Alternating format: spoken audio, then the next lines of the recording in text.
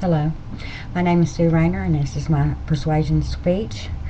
I would like to encourage you to step out of the darkness and into the light that is Jesus Christ and leave your failures and disappointments behind.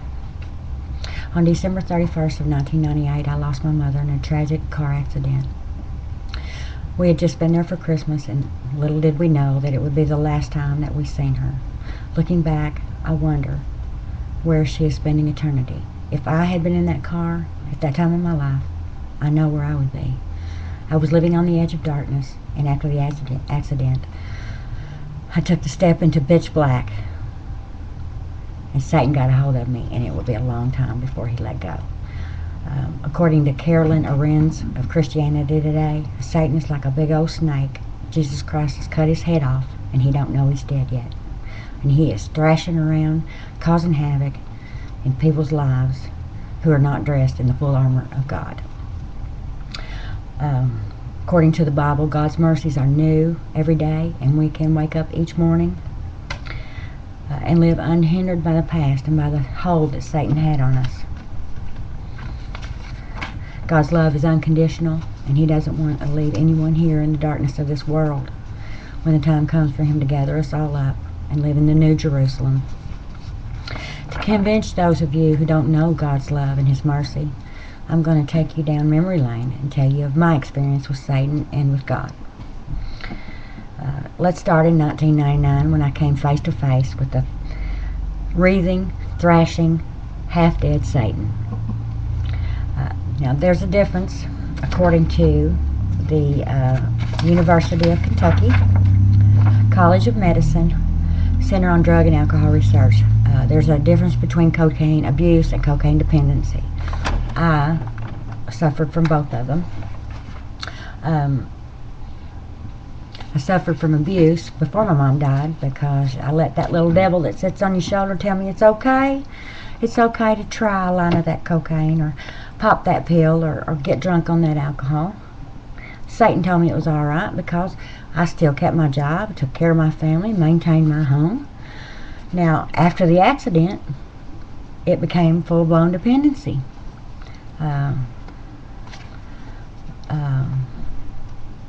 Satan was there waiting for that tragedy to tip the scales. I lost everything. I didn't care about anything, not my family, not my home, not my job, not even myself. And as all addicts do, they blame God. It's God's fault that I was in the shape I was in because he let my mom die. And then I hit rock bottom. Here's what happens when you hit rock bottom. Satan greases the walls of the climb back, and he puts obstacles as big as mountains in your way. And he tells you that nobody cares about you, that you're a failure, and nobody wants to help you. And in the darkness, those people that are down there with you, they don't want you to leave them, so they're pulling at you. And you can't see the arms that are reaching out to help you come back up. So, you can't hear anything but Satan's lies. Now, here's what happened when I finally sobered up and I could hear God's voice. It took 11 years, but the money ran out, and I couldn't afford to get high every day. I could barely afford to eat. I was living in a broken down old camper in the middle of a cornfield on a farm. And as I sobered up, my consciousness started bothering me. You know, that's God's gentle nudge. Your conscience, or guilty conscience, that's God's way of nudging you.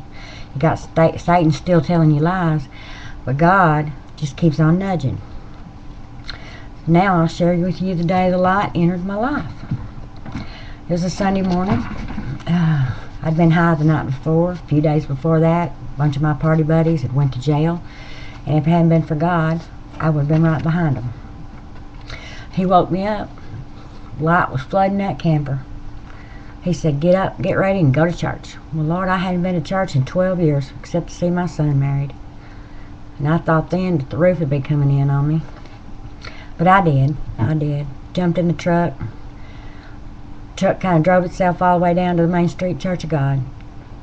Didn't know anybody but a little farmer that I'd run across a few months back and invited me to that church. I guess my subconscious remembered that. Anyway, the altar call came, and I didn't hesitate, and the tears flowed down my face.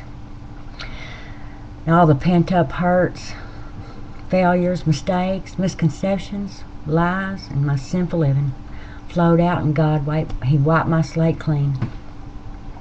But my story doesn't end there. Let me tell you of all the opportunities that God sends my way and keeps on sending my way to change my circumstances.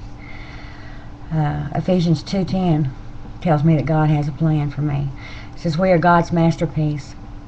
He has created us anew in Christ Jesus so we can do all the things that He planned for us to do long ago. Now, I'd lost my job. Of course, I hadn't held any good ones to have any good references. My education was down the drain because it had been so long, none of the credits would even transfer. But God takes away all your obstacles when you start over again. If you have faith in Him, He'll remove every obstacle. He found me a job, put it in my pathway, and by giving 10% of my earnings to Him for my tithes, He made that money do me, then some. I got a car, a home, I got my dignity back, and then, by divine intervention, I got a scholarship to Campbellsville University. And all of this was then with 9 months of me giving my life to Him. And I never looked back. I haven't looked back. And I've been clean and sober for 2.5 years. And His light just keeps on shining through me and around me.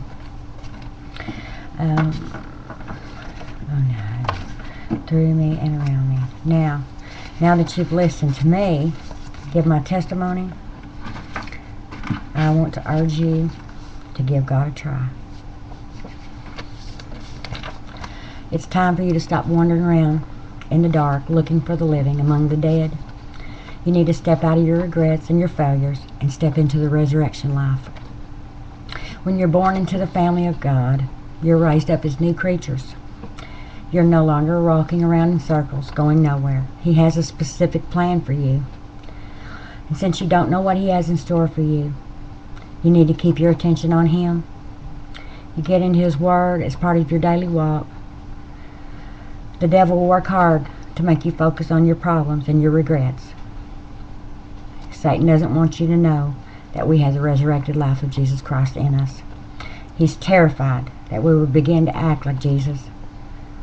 And he knows he'll be dead for sure then. So take a personal inventory of your past behaviors. And if they're not worth hanging on to, then I urge you to replace that past life with a new life in Christ. Your personal inventory will help you discover that the things of this world can't satisfy your eternal needs. Only God can. Paul says in Philippians 3:13 and 14, forgetting the past and looking forward to what lies ahead, I press on to reach the end of the race and receive the heavenly prize for which God, through Jesus Christ, is calling us. The Master is calling you to be someone special. Are you ready to step into the light of God's love and see what He has planned for you?